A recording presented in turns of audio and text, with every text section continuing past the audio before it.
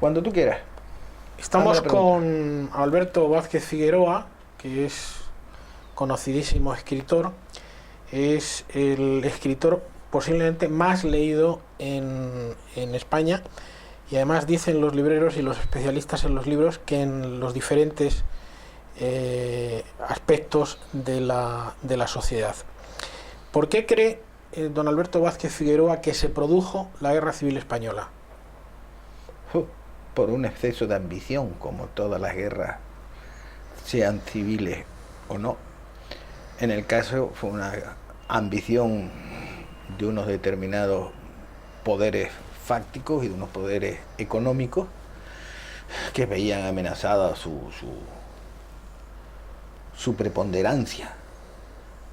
Yo no soy un especialista en la Guerra Civil Española, pese a que la sufrí en mis carnes antes incluso de haber nacido. Yo tuve la mala ocurrencia de nacer en el año 36 y si me descuido no nazco.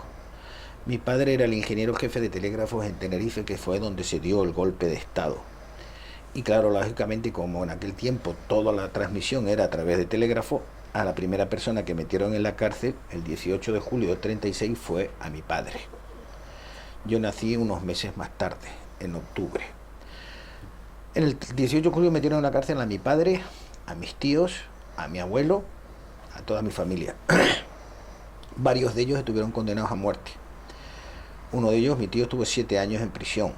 Mi abuelo lo deportaron a África y participó en el asalto del barco Viera y Clavijo y huyó con el Viera y Clavijo desde Bella Cisneros, aquella historia tan hermosa de cómo asaltaron el barco y huyeron.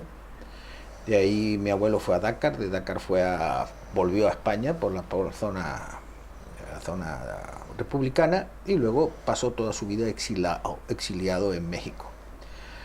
Mi padre, condenado a muerte también, consiguió que le perdonaron porque tenía un hermano que estaba en el bando contrario, era general, entonces era coronel de aviación.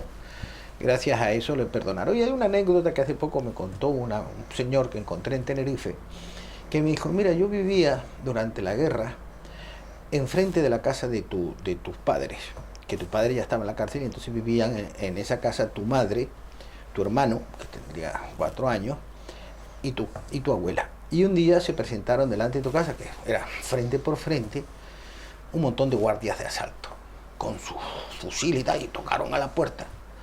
Y salió tu abuela. ¿Qué pasa?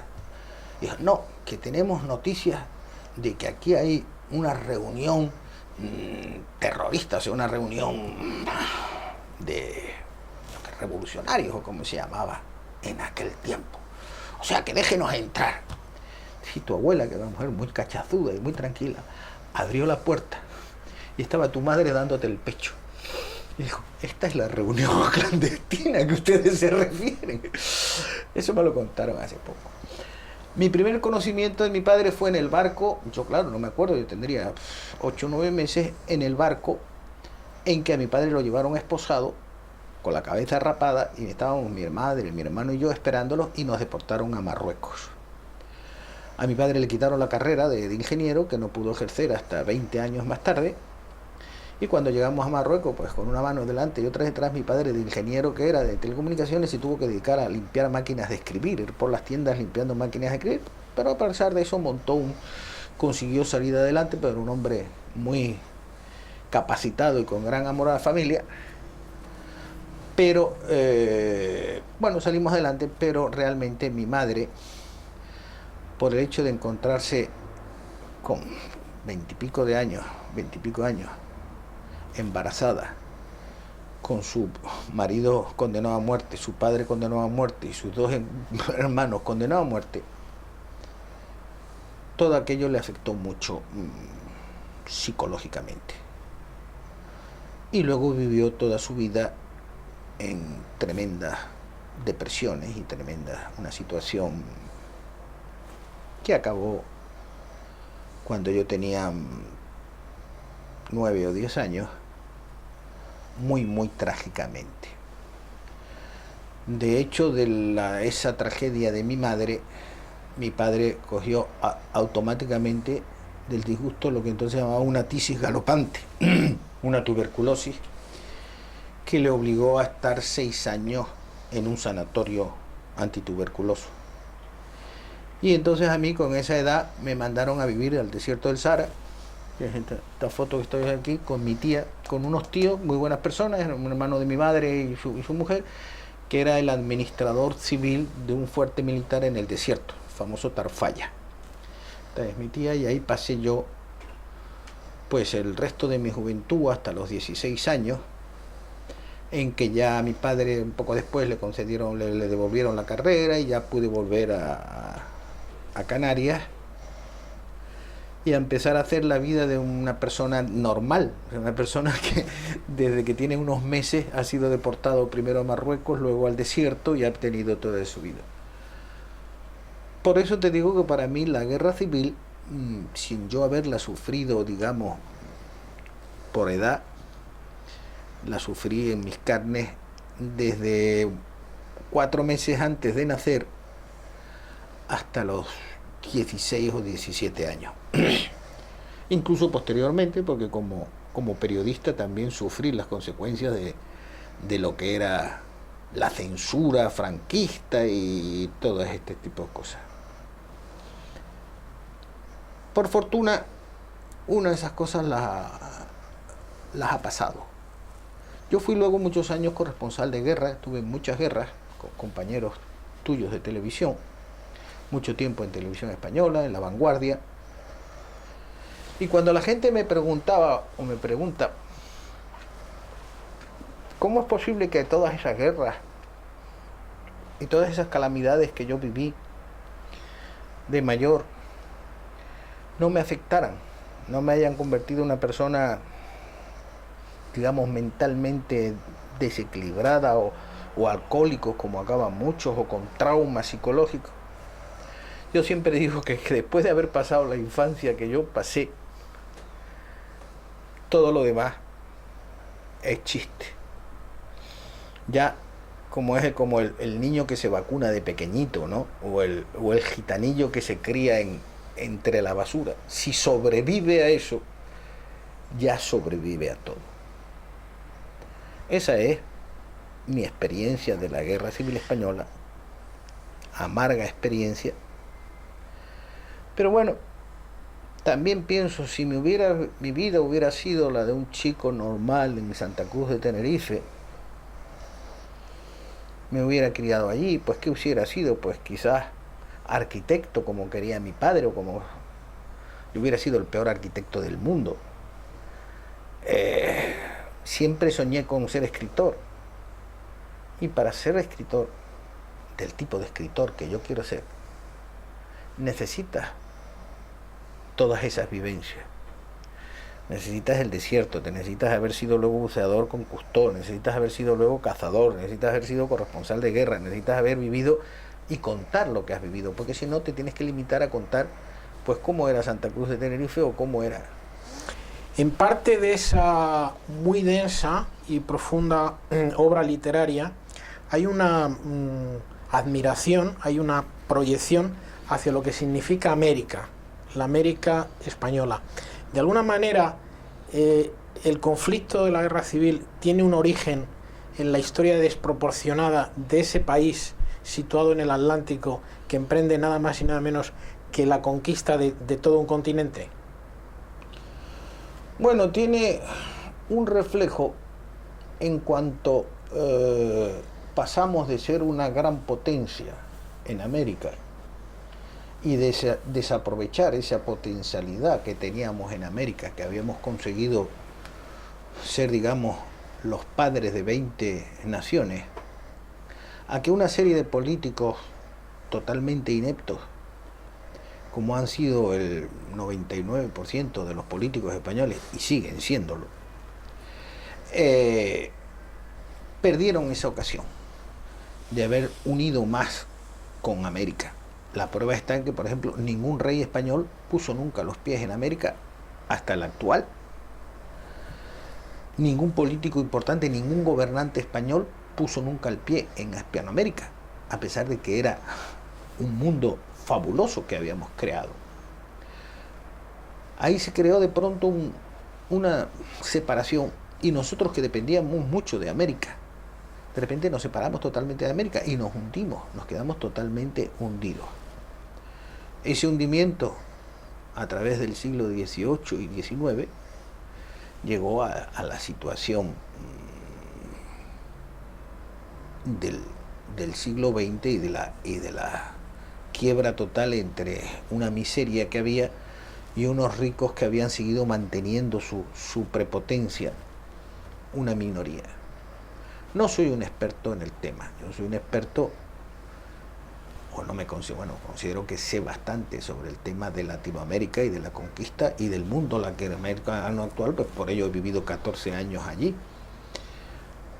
Pero la Guerra Civil Española para mí, como te decía antes, después de haberla vivido tan en mi propia sangre, siento una especie de rechazo hacia recordarlo. Hay un dicho que es que la memoria olvida lo malo y recuerda lo bueno, gracias a Dios. Si no, viviríamos en un eterno sufrimiento. Pues bueno, para mí todo lo que se refiere a la Guerra Civil Española y lo que me hizo sufrir, lo he dejado. Aparte de que en mi vida privada y en mi vida incluso como escritor, yo nunca doy un paso atrás sobre lo que he hecho. Yo escribo, no sé, he escrito 80 y tantas novelas. Nunca me acuerdo de ninguna de ellas, ni las rememoro, salvo el Tuareg, que realmente es una novela que considero que es la única novela buena que he escrito en mi vida, es digna de ser tenida en cuenta. Los demás son cosas pasadas. Yo termino una novela, la entrego al editor y ya me olvido de ello. Yo estoy pensando en lo siguiente que voy a hacer. No me regodeo en lo que haya hecho anteriormente de nada de mi vida. La vida es demasiado corta para perder el tiempo pensando en lo que has dejado atrás. Tienes que estar pendiente de lo que vas a hacer al día siguiente, de lo que piensas, de lo que sueñas, de lo que quieres. Y entonces el pasado está pasado. Fue alumno de la antigua Escuela de Periodismo. Sí, yo fui del último curso. De la Escuela Oficial. La Escuela Oficial de Periodismo de la calle Zurbano. Después de nosotros ya pasado al ministerio. O sea, nosotros somos de la escuela de Zurbano. De mi curso pues son Luis Ángel de la Viuda, Tico Medina, luego ya vinieron otras promociones. Nosotros terminamos en el 58. Yo soy de la promoción del 58, que fue la última de la Escuela Oficial de Periodismo. Ya luego pasó al ministerio y a la universidad. Una vez que finaliza la escuela, comienza su trayectoria periodística, ¿no? Bueno, no hubo un intermedio en que yo me dediqué al submarinismo. Yo no quería ser periodista de redacción. Me surgió la posibilidad de estudiar submarinismo con Cousteau y de luego de ser profesor de un buque escuela, el Cruz del Sur, donde fui profesor 2 años de buceo. Luego me fui a dar la vuelta al mundo con 2 amigos en un barco. Llegamos hasta la Polinesia. Y luego, al volver, prácticamente con una mano detrás y otra adelante, pues era el nacimiento de la independencia de los países africanos, el año 62, 63, y decidí irme a África a ver ese nacimiento. Yo había vivido muchos años en África y me fui a Nigeria. Era la Nigeria recién independizada y pasé unos años por la zona de Nigeria, Camerún, Gabón, Dahomey, toda esa parte. Regresé con un material fotográfico y con mucha experiencia y bueno, se lo ofrecía a una revista de Barcelona, se llamaba Destino, la revista aquella famosa, que sorprendentemente, a pesar de que era la revista del catalanismo más intelectual, de pronto decidió publicarme a mí reportajes de un canario que había vivido años en África. Eso tuvo mucho éxito y entonces me contrataron por muy poquísimo dinero, eso sí, para que viajara para ellos. Y me fui a América. Me fui a América del Sur, hice un viaje muy largo por América del Sur. Uno de ellos fue recorrer el Amazonas en piragua. El primer viaje que hice a todo el Amazonas en piragua, que estuve 2 meses y pico, hice un viaje solo. Y ahí vine, pues, ya a partir de ahí empezó mi vida, digamos, periodística y mis libros de viajes y de cosas de esas. Después me contrató La Vanguardia de Barcelona primero como corresponsal en Sudamérica, luego como corresponsal de guerra, luego pasé ahí a Televisión Española. En el intermedio yo seguía escribiendo libros y novelas. Yo había escrito mi primera novela, precisamente Mi vida en África, la escribí a los 16 años, Arena y Viento. Mi primer libro era mis memorias, o sea, mis recuerdos del África, de un niño en el desierto. Y bueno, eso siguió así hasta que en el año 75, el libro número 12 que publicaba, hasta entonces todos habían tenido muy poco éxito, de repente tuvo un éxito tremendo, que fue Ébano. Vino Ébano, vino la película a continuación, luego vinieron otros libros de éxito y luego surgió Tuareg. Y ya pues me pude dedicar puramente a la literatura, cosa que hice hasta hace 10 años, donde se me ocurrió la estúpida idea de meterme a desalar agua y a inventar la manera de desalar el agua a un precio mucho más barato que todos los demás. Y en esa tarea estamos ahora de arreglar el mundo y de darle agua al mundo, porque hay una cosa importante: todos los libros que yo he escrito, 80 y tantos, no sirven para nada. Aunque la historia de la literatura del día de mañana me dedique 2 líneas, eso es una bobada. Salvo el Quijote o las obras de teatro de Shakespeare, todo tiene poca importancia. Sin embargo, si yo consigo que de los 3.000 o 4.000 niños que cada día mueren por falta de agua y por falta de alimentos, por el sistema que estoy llevando adelante de desalar agua a precio muy barato, pues en lugar de 3.000 solo mueran 1.000, eso sí realmente es algo que vale la pena y por lo cual uno merece haber pasado por la vida. Lo demás no merece la pena. Cuando se habla intensamente del fenómeno de la telebasura, resulta que perteneció a un momento en el que la televisión era un arte. Y además era un arte, bueno, en el momento en el que había un régimen autoritario. Sí, es curioso. Era un régimen autoritario, había muy pocos medios.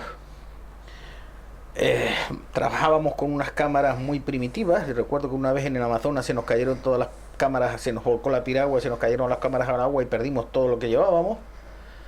Pero había mucho más deseo de hacer cosas. Primero, precisamente porque el régimen autoritario no permitía una serie de cuestiones, entre ellos hablar de política nacional. Entonces a nosotros nos enviaban a hacer grandes reportajes de aventuras, de viajes, igual que en las revistas y en los periódicos. Ya se ha perdido la tradición del periodista viajero, del periodista que te contaba otros mundos. Aquí ya solo quedan 1 o 2 en España que hagan esas cosas. Antes se hacían constantemente, Miguel de la Cuadra, Mitchell, todos hacíamos cosas, traíamos reportajes de gran actualidad. Cuando se hacía La Toda Plana, que era el programa que nosotros hacíamos, el sábado, porque había Toda Plana, la gente se quedaba en su casa a ver a Toda Plana, porque hacíamos unos reportajes estupendos. Ahora se quedan a ver unas barbaridades hablando de si la vida de la señorita tal, de la vida de la señorita cual, de si se acuesta o no se acuesta o se deja de acostar. Pero bueno, ¿a quién demonios le interesa eso? Pues la gente queda embobada, y es auténticamente telebasura que te crispa los nervios, ¿no? Debemos recordar a los miembros de aquella generación, ¿no? Podemos ir diciendo algunos apellidos. Miguel de la Cuadra, por ejemplo, ¿no? Miguel, el maravilloso y siempre fantuoso Miguel. Hace 2 o 3 años hicimos un viaje juntos, una semana por el río Paraguay arriba. El otro día estuvimos cenando juntos. Tacho de la Calle, Jesús González Green, que le acabo de prologar un libro. Algunos que desgraciadamente ya murieron, como Alcaraz o como José Antonio Silva. El abuelo, del que consideramos todos el abuelo, maestro de todos nosotros, Volpini. Cameraman maravilloso como Juan